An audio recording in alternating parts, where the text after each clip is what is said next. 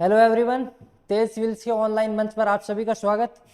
हमारी जो 3 minute factory चल रही थी तो उसमें स्टेट पॉलिटी में आज हमारा डे 23 है और हमारा टॉपिक चल रहा है राजस्थान उच्च न्यायालय से संबंधित जो महत्वपूर्ण तथ्य है। अभी तक हमने जो पढ़ा उसके बाद में आगे कंटिन्यू करते हैं। और हमारा जो अनुच्छेद 121 है उसमें जो उच्च न्यायालय के मुख्य न्यायाधीश एवं अन्य न्यायाधीश हैं इनके वेतन एवं भत्तों का उल्लेख किया गया है। तो आपको ये जो अनुच्छेद है 214 से लेकर 233 या 32 तक, इनमें से मैचिंग कराने का कोई भी क्वेश्चन आ सकता है कि इसको इस अनुच्छेद से इसको सुमिलित कीजिए। तो आपको ये ध्यान में रखना है, ये वेतन एवं भत्ते।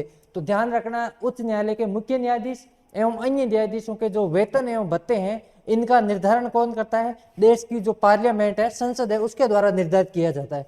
यहाँ ऑप्शन में पहला ऑप्शन आपको मिलेगा विधानमंडल द्वारा या विधानसभा द्वारा। तो आपको ध्यान में रखना, विधानमंडल या विधानसभा इसका निर्धारण नहीं करती, इसका निर्धारण कौन करती है? पार्लियामेंट। फिर हमारा अनुच्छेद 222 आता है और 222 किसका है? स्थानांतरण से संबंधित। उच्च न्यायालय के मुख्य न्यायाधीश एवं अन्य न्यायाधीश का स्थानांतरण कैसे होगा, इसका उल्लेख अनुच्छेद 222 में किया गया। और स्थानांतरण के संदर्भ में यह बताया गया है कि भारत के मुख्य न्यायाधीश की सिफारिश पर राष्ट्रपति द्वारा इनका स्थानांतरण किया जाता है। कौन करता है?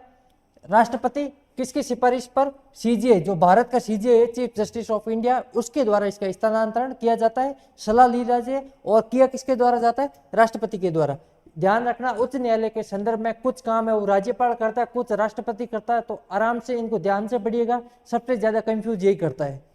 फिर हमारा अनुच्छेद 226 है, इसमें क्या किया गया है? सुप्रीम जो हाईकोर्ट है इसकी रिट जारी करने की शक्ति है। 5 प्रकार की रिटें इसमें होती है, आप सबको पता है। जो अनुच्छेद हम 32 में पढ़ते हैं वही इसमें है। तो अनुच्छेद 226 में रिट जारी करने की शक्ति। और ये वन लाइनर में पूछा जा सकता है कि उच्च न्यायालय द्वारा ये रिट या याचिका करने की शक्ति का उल्लेख कौन से अनुच्छेद में? तो कौन सा अनुच्छेद? अनुच्छेद 226। इसके बाद में अनुच्छेद 231 में यह दिया हुआ है कि 2 या अधिक राज्यों के लिए एक ही उच्च न्यायालय हो सकता है। इस बात का उल्लेख कौन से अनुच्छेद में? 231 में है। यह क्वेश्चन भी वन लाइनर में या फिर स्टेटमेंट के अंदर पूछे जाने की संभावना रहती है। तो ध्यान रखना, अनुच्छेद 231, एक से अधिक राज्यों के लिए एक ही उच्च न्यायालय बनाया जा सकता है। फिर कुछ अन्य जो फैक्चुअल फैक्ट है वो देख लेते हैं। जो अन्य तथ्य है, अन्य तथ्य में पहला है कि केवल कर्नाटक उच्च न्यायालय ऐसा है जिसकी 2 खंडित जो खंडपीठ हम सब पढ़ते हैं कि जैसे राजस्थान है तो राजस्थान की मुख्य पीठ कहाँ है? जोधपुर में।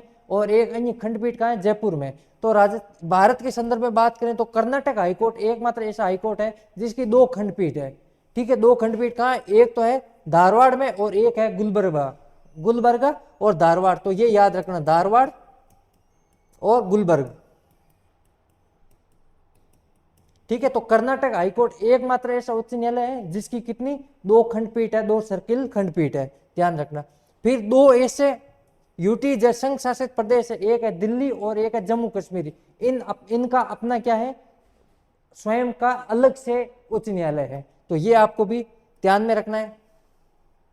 इसके बाद में ऐसे उच्च न्यायालय जिनकी मुख्य पीठ है वो राजधानी में नहीं है, मतलब राज्यों की राजधानी के अलावा अन्य शहरों में इनकी मुख्य पीठ है। जैसे राजस्थान की बात करें तो राजस्थान की राजधानी तो जयपुर है, परंतु राजस्थान के उच्च न्यायालय की मुख्य पीठ कहां पर है? जोधपुर में। उसी तरह भारत के कुछ अन्य राज्य हैं जिनकी खंडपीठ है वो राजधानी में नहीं है। कौन कौन से हैं? उत्तर प्रदेश। तो उत्तर प्रदेश की मुख्य पीठ कहां पर है?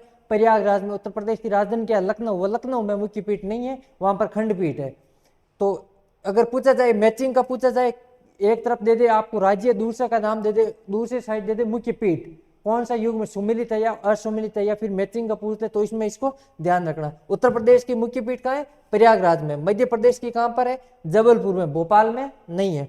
असम की कहां पर है? गुवाहाटी में। फिर उड़ीसा की कटक में, राजस्थान की जोधपुर में, केरला की एर्नाकुलम में, छत्तीसगढ़ की बिलासपुर में और उत्तराखंड की कहां पर है? नैनीताल में। तो ये कुछ मुख्य खंडपीठ है जो राजधानी में नहीं है। इनको आपको एक बार अच्छे से याद कर लेना चाहिए, ये एग्जाम में कई बार पूछा जाता है। तो आज के लिए इतना ही, मिलते हैं कल की क्लास में, तब तक के लिए बहुत बहुत धन्यवाद।